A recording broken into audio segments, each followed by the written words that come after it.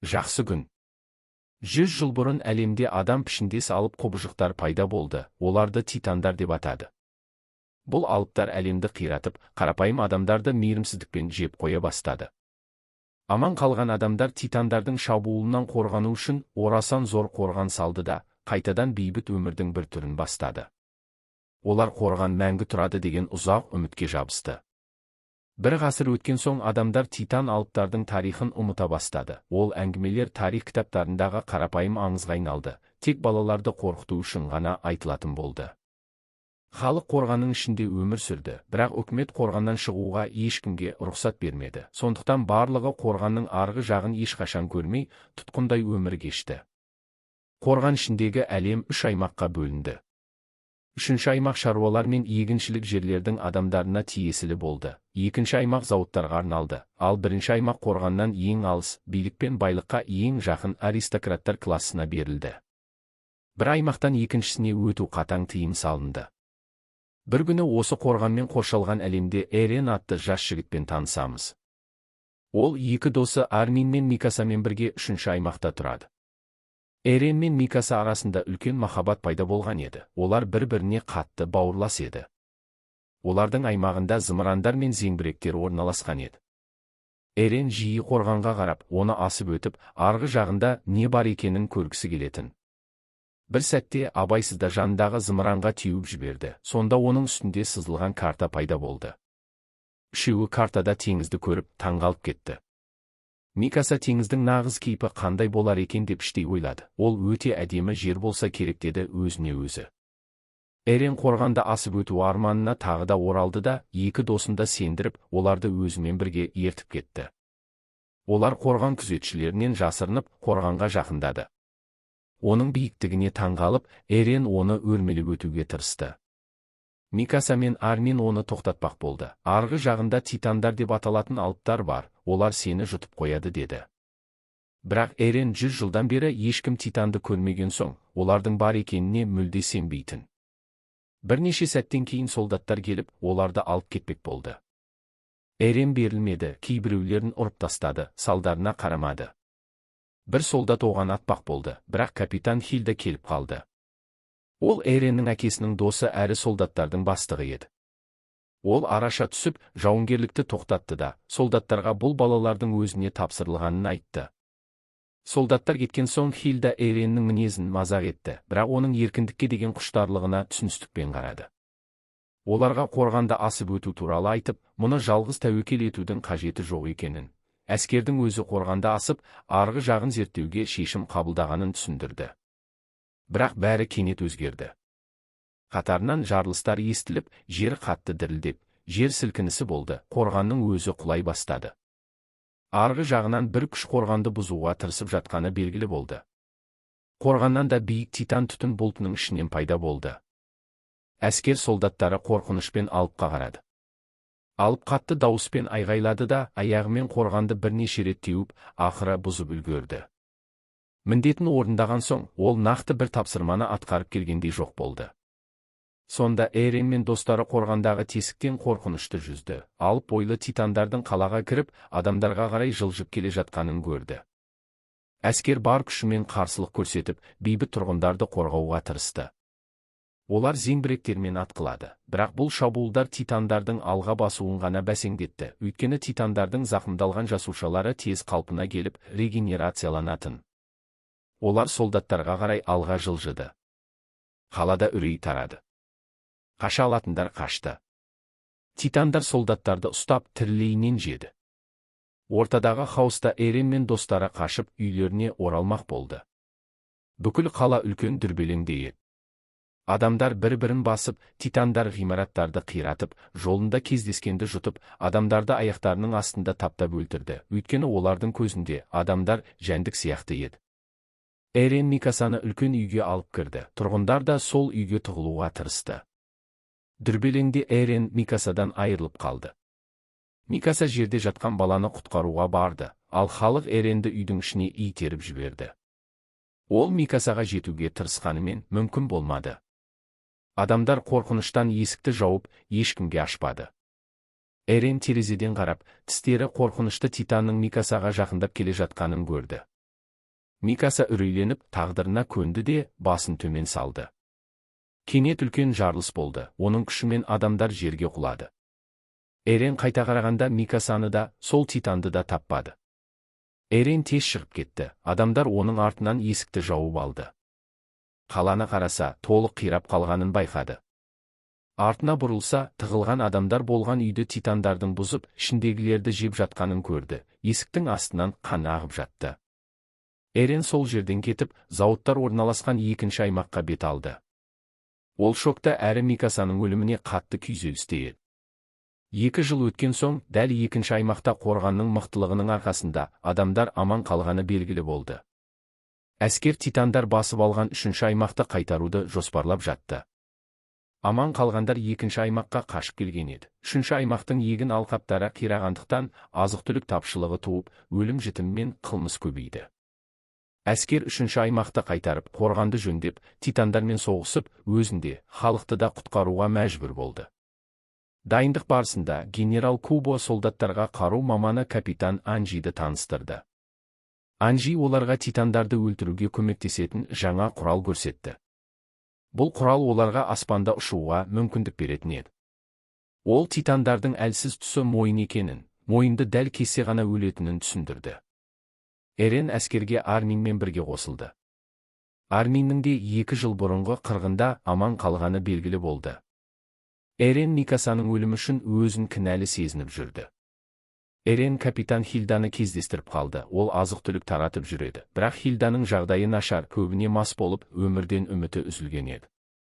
Сол сәтте Армин жолдастарына қорғанның жоғарғы бөлігін жарғанда құлаған тастар тесікті бітеп тастар еді деп жоспар айтты. Сонда қорған бұрынғыдан төмен болғанымен, қарапайым титандардан биік болып қалады да, содан кейін алыптарды өлтіріп, жерлерін қайтарады деді. Солдаттар күн батқанша дайындалды, өйткені титандар түнде адамдар сияқты ұйықтайды. Әскер түнде арбамен жолға шықты. Капитан алдарында бірдеңе қозғалып жатқанын сезді, арбаларды тоқтатты, солдаттар түсіп, қарамақ болды. Бірақ ол жай сиырлар екен. Командадағы Анна есімді қыз қорған ішінен кішкентай баланың жылаған даусын естіді. Ол бала қауіпте деп ойлап, дауысқа ғайбеттеді. Эрен Аннаны жалғыз жібермеу үшін, Микасаны жоғалтқандай жоғалтпау үшін онымен бірге кетті. Екеуі қорған ішіне тереңдеп кірді. Эрен де баланың жылағанын естіді. Кенет Аннаның бетіне бір түрлі сұйықтық тамды. Екеуі жоғары қараса, кішкентай бала титанның қарапайым адамды жеп жатқанын көрді. Бала титан құлап, жерде жылай бастады. Екеуі қорқыныштан қаша жөнелді. Сол кезде титандар баланың жылауынан оянып, бүкіл команданы қоршап алды. Капитан адамдарын тыныштандырып, дауыс шығармаңдар деп тырысты. Бір алып пайда болып, капитанды жұтып қойды. Эрен мен Анна команданың қасына қарай жүгіріп бара жатты, титандар қуып келе жатты. Генерал Кубо қауіпті байқап, қарулармен бірге қашып кетті де, солдаттарды қауіпке тастап кетті. Бірақ алдарынан тағы бір титан шығып, оларды өлтіре жаздады. Капитан Шикима өзінің ұшу құралымен келіп, бір титанның мойнын кесіп өлтірді. Содан кейін тағы бір қыз пайда болып, екінші титанды өлтірді. Ол қыз Микаса еді. Ол Эренді көргенімен назар аудармады. Кейін Шикима келіп, Микасаны алып кетті. Эрен Микасаның тірі екеніне таңғалып, қуанып қалды. Шикима әскердің ең мықты солдаттарының бірі болып, Микасаға титандармен күресуді үйреткен адам екені белгілі болды. Жаңа құралдың арқасында олар ұшып, титандардың мойнына жетіп, өлтіре алатын еді.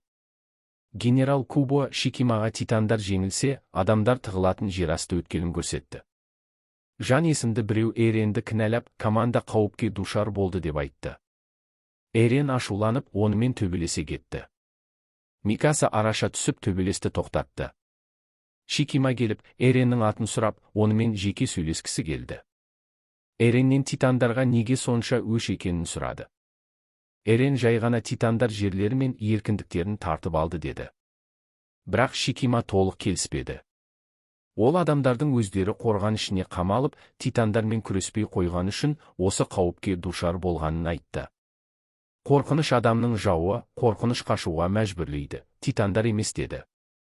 Титандармен батыл күресіп, жерді қайтару керек деп Эренді жігерлендірді. Эрен Микасаның қасына барып, тірі екеніне қуанды. Бірақ Микаса қуанбады, өйткені Титан онымен бірге болған баланы жұтып қойған еді. Микаса Эренге денесіндегі үлкен түсте өзін көрсетіп, оны жалғыз қалдырып кеткені үшін ұрысты.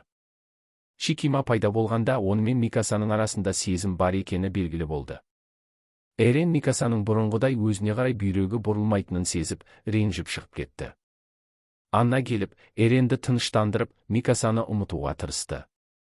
Оны өзімен бірге алып кетіп, күйеуі 2 жыл бұрын Титандар шабуылында қаза тапқанын, қызына ақша табу үшін әскерге кіргенін айтты. Әңгіме барысында қорғандағы кішкентай тесіктен бақылап тұрған Титан сөздерін бөліп, Аннаны тартып әкетіп, жеп қоя жаздады. Эрен көріп тұрғанымен ештеңе істей алмады. Басқа Титандар да солдаттарға жақындады. Көбі шегініп қашты.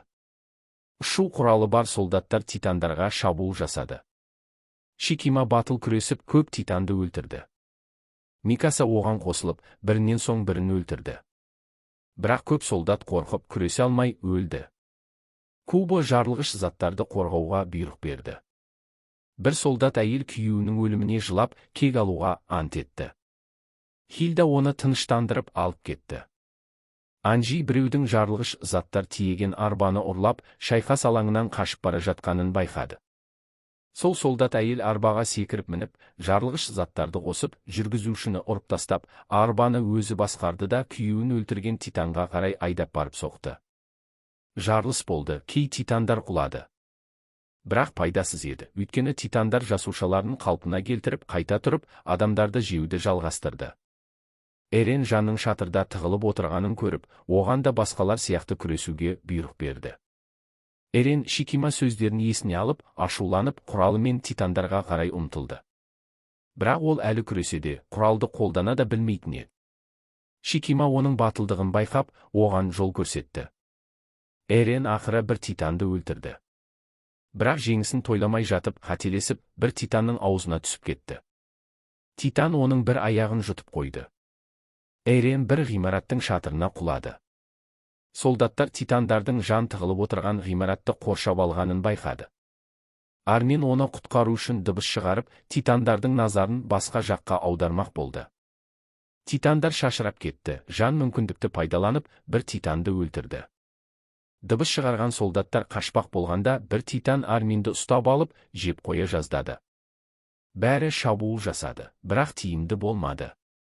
Эрен жаралы күйде досы Арминді қауіпте көріп, қиындықпен қозғалып, Титанның аузын ашқан сәтте бір аяғымен тұрып, оны құтқаруға тырысты. Армин аузынан шығуға тырысып, тайғақтап кетті. Соңғы сәтте Эрен оның қолынан ұстады. Титанның жағы ашық тұрғанда Эрен Арминді сыртынан итеріп жіберіп, өзі Титанның аузына түсіп кетті. Титан оны жұтып қойды, Эрен бір қолы мен бір аяғынан айырылды. Титанның қарнында бұрын жұтылған адамдарды көрді, солардың арасында Анна да бар еді, оны өз көзімен жеп жатқанын көріп, Эрен қатты ауырсынып, барлық Титандарды өлтіремін деп ант етті. Сыртта қалған солдаттар қоршалып қалды, генерал Кубо қайда кеткені белгісіз еді. Армин Микасаға Эреннен ештеңе қалмағанын айтты. Микаса оның қолына қарап, шокта, Эреннің кегін аламын, Титандарды өлтіремін деп қайталай берді. Ол көп Титанды оңай өлтірді, бірақ құралының газы бітіп, жерге құлады. Эренді жұтқан Титан оған жақындады. Құрал істемесе де, Микаса соңғы деміне дейін күресуге бел буды. Сол кезде бір түрлі оқиға болды. Титан қатты ауырсынып айғайлай бастады, одан қол шығып, денесі іштен жарылды. Ішінен қызыл Титан пайда болып, айғайлап, басқа Титандарға шабуыл жасады, мойындарын дәл кесіп, аяқтарының астында таптап өлтірді. Солдаттар мұны таңғалып, қуанып қарады, өйткені бұрын ешқашан бір Титанның екіншісіне шабуыл жасағанын көрген емес еді.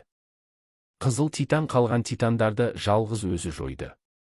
Микаса қызыл Титанның күрес стилін бақылап, оның Эрендікіндей екенін сезді. Капитан Зен шайқасты қарап тұрып, күресіп жатқанның Эрен екенін түсінді. Қызыл Титан барлық Титандарды жойып болған соң, шатырдағы солдаттарға қарай жүгірді. Бәрі қорқыныштан қаша жөнелді. Микаса Эрен деп айғайлады. Титан бір сәтке тоқтап, Микасаны ұстап алып, аспанға көтерді де, оған қарап тұрды. Содан кейін оны танығандай болды. Эрен есіне келіп, қалыпты кейпіне қайтып, жерге құлады, денесінен түтін шықты. Микаса барып, мойнын қылышпен кесіп, Эренді титан денесінен шығарды. Эреннің тірі екені, титандардың регенерация қасиеті арқасында жұтылған мүшелерінің қайта өскені белгілі болды. Бәрі таңғалып кетті. Шикима алыстан қарап тұрды, бірақ Эреннің титанға айналуына таңғалмады. Өйткені ол Эреннің балалық шағын есіне түсірді. Эреннің әкесі оған эксперимент жасап, дыңғысын өзгерте алатын сарысу еген еді. Бұл сарысу оны титанға айналдыратын еді. Эреннің анасы ұлына ештеңе егуге қарсы болды, бірақ әкесі Эрен өскенде адамзатты құтқаруда үлкен рөл атқарады деді. Капитан Зен сол кезде болған еді, ол Эренді алып жасырды. Үкімет әкесінің құпия эксперименттерін біліп, әке-шешесін тұтқындамақ болды. Шаруаларға мұндай тыйым салынған еді. Кубо солдаттар бастығы болатын, әкесі қарсылық көрсеткенде, ол әйелімен бірге өлтірілді. Эрен мен капитан Хильда жасырынып қалды. Кубо кітапхананың бәрін өртеп жіберді. Хильда Эренді алып қашып кетті. Қазіргі уақытта Эрен есіне келгенде, солдаттар оны байлап, қаруларын тіктеп тұрғанын көрді. Кубо оны тұтқындауды бұйырды, өйткені Эреннің титанға айналуын қабылдай алмады. Кубоның өзіндік философиясы бар еді. Қорған ішінде өмір сүрген соң адамзат бірігіп, бір ғана жауы титандар болды. Ресурстар аз болса да, бәрі тең болғандықтан бақытты еді. Эреннің титанға айналу қабілеті осы тәртіпке қауіп төндірді. Кубо бұрын ешқашан адамның титанға айналғанын көрмеген еді. Эреннің істегенін оның араларында жасырынған титан екенінің дәлелі деп санады. Әсіресе зақымдалған мүшелерінің қалпына келуі қарапайым адамға тән емес еді. Эрен өзінің қалыпты адам екеніне Кубоны сендіруге тырысты, бірақ Кубо оны өлтіруді талап етті. Армин араша түсіп, Эрен оларды құтқарды, титандардан қорғай алатын жалғыз ол деді. Анжи де оны өлтіруге қарсы болды. Армин Эрен тесікті бітеуге көмектесе алады деді. Бірақ Кубо оны тыныштандырып, арбаны ұрлады деп айыптады да, солдаттарға Эренді өлтіруге дайынданыңдар деп бұйырды. Капитан Зен кіріп, Эреннің күшін көрсетіп, оның қабілетін бақылауда ұстай алатынын, қалағанда айнала алатынын айтты, бірақ айналғанда санасы жоғалады деді. Зен сөзін бітірмей жатып, солдаттар оны өлтіріп тастады. Зен өлер алдында Эренге маңызды бір нәрсе айтпақ болды, бірақ үлгермеді. Кенет бір титан төбеден секіріп түсіп, Кубо мен кей солдаттарды басып өлтірді. Қалғандары оған атқылағанымен әсері болмады, өйткені титанның денесі сауытпен қапталған еді. Ол солдаттарды оңай өлтірді деді. Эренді ұстап алды. Кей солдаттар ұшып барып, мойнынан тартып алмақ болды, бірақ титан оларды қайтарып тастады. Ол бәріне саналы түрде қарап тұрды. Микасаға бір түрлі көзқараспен қарап, Эренді алып кетті. Содан кейін Анжи Кубоның орнына жаңа генерал болды. Ол тесікті бітеу жоспарын қайталап, белгілі бір жерден бомба әкелу керектігін айтты. Сол уақытта Эрен бейтаныс бөлмеде оянды, құлағына оғаш әндері естілді. Алдында өткен ғасырдағы құрал ән ойнап тұр еді, ол мұны түсіне алмады. Ән тоқтағанда Шикима кіріп, оны сауытты титанның ұстап әкеткенінен құтқарып қалғанын, бірақ өлтіре алмай қашып кеткенін айтты. Шикима Эренге 100 жыл бұрынғы бейне жазбаларды көрсетті. Онда алыптардың қалай пайда болғаны түсіндірілген еді. Алыптар қарапайым адамдар еді. Адамдар соғыста қолдану үшін сверхадам жасауға тырысып, адамдарға вирус егіп, титандарға айналдырған. Бұл вирусты Эреннің әкесі ойлап тапқан еді. Бірақ эксперимент сәтсіз болды. Бақылаудан шығып, вирус тарап, адамдар титанға айналып, әлемді қирата бастады. Титандар өлмейтін, тек мойындарын кесе ғана өледі. Қалған адамдар қорған артына тығылып, осы күнге жетті. Шикима үкіметтің адамдардың өткенін ұмыттыру арқылы оларды оңай басқарғысы келгенін айтты. Қорғанға шабуыл үкіметтің халықты қорқытып, билікті қолда ұстау үшін жасалған қастандық деп мәлімдеді, бірақ үкіметтің ішінде кім басқарып отырғанын білмейтін еді. Шикима үміт Эренде екенін, өйткені ол айналғанда санасын сақтай алғанын айтты. Олар бірге үкіметті тоқтатып, адамдарды құлдықтан құтқара алады деді. Сыртқа шығып, Шикима өз адамдарын және Кубодан ұрланған жарылғыш заттарды көрсетті. Эренге ұшу құралдарын ұсынды. Сол жақтағы солдаттар бомбаны әкеліп үлгерді. Микаса Эренмен өткізген әдемі күндерін еске алды. Бірақ Шикима адамдары келіп, оларға қару кезенді. Эрен олардың арасында пайда болып, Микасаның қасына барды. Микаса оның тірі екеніне қуанды. Шикима келіп, бомбаны қарап, оны басқа мақсатта қолданатынын, қорғанды жарғанда барлық титандар кіріп, солдаттар мен үкіметті жоямын деді. Эрен Шикима сөздеріне таңғалып, бомба тесікті бітеуге арналған деп ойлаған еді. Ол Шикиманы сендіруге тырысып, бұл жоспар көптеген кінәсіздерді өлтіреді деді. Шикима олар өлімге лайық, өйткені коррупциялық үкіметтің билігін қабылдаған деді. Эренді өз жағына шақырып, соғыста жеңеміз деді. Эрен титандардан өлгендердің бәрін есіне алып, оған айғайлап, қосылудан бас тартты да, шабуыл жасады. Шикима оны ұстап алып, жерге лақтырды. Эрен қайта тұрып, шабуылдады, бірақ Шикима қайтадан оны құлатты да, титанға айнал деп шақырды.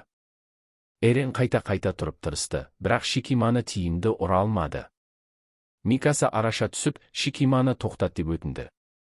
Бірақ ол күліп, Микасаны Эреннің көзінше сүйді. Микаса оны беттен ұрды, Шикима оны да жерге құлатты.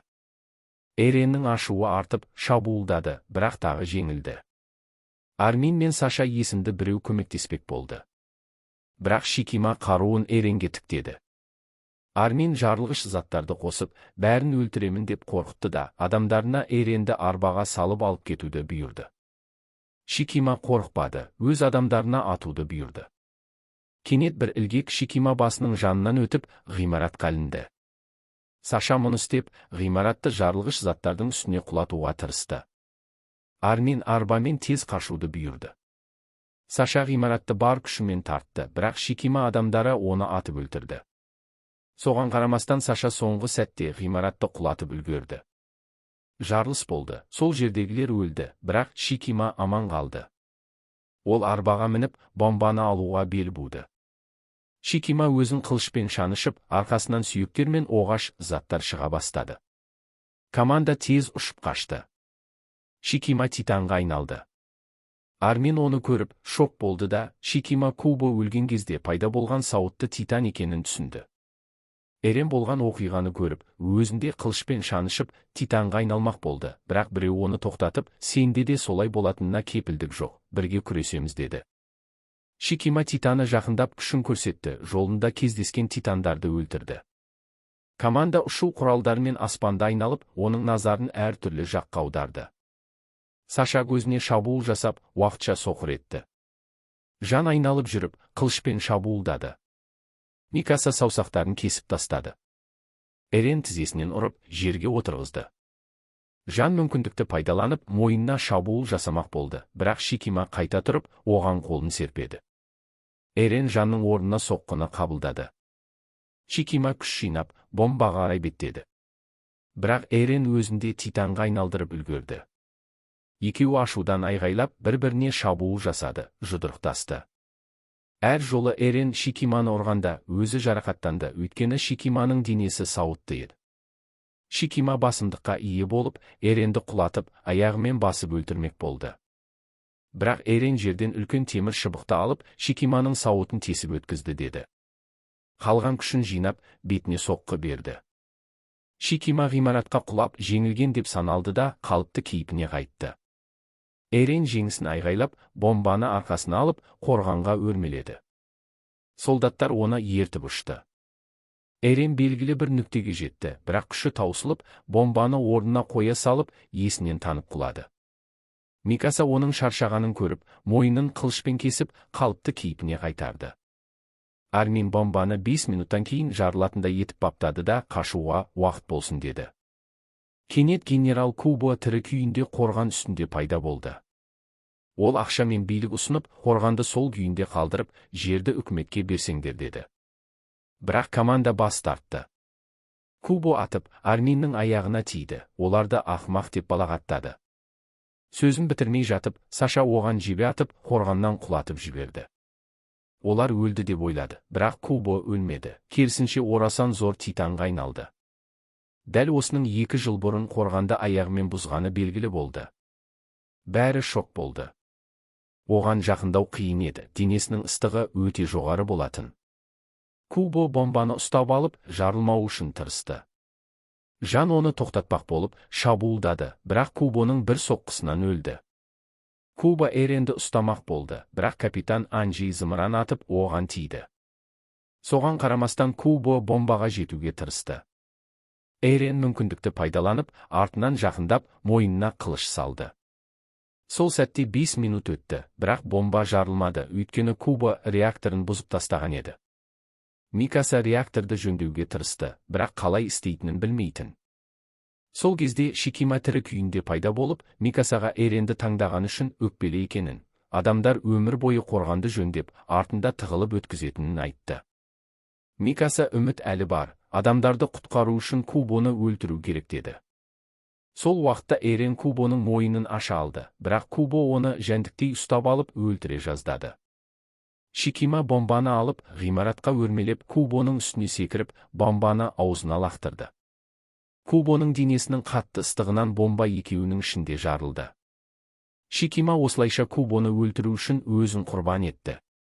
Жарылыс қорғанның жоғарғы бөлігін қиратып, тастар төменге құлады. Эрен ортада қалып, аман қалуға тырысты. Микаса оның қолынан ұстап, құтқарып қалды. Бүкіл тастар төменге құлап, титандар кіретін тесікті бітеп тастады. Эрен мен Микаса аман қалып, қорғанға өрмелеп шығып, тұңғыш рет теңізді көрді. Армандары орындалып, теңіздің сұлулығына таң қалып тұрды.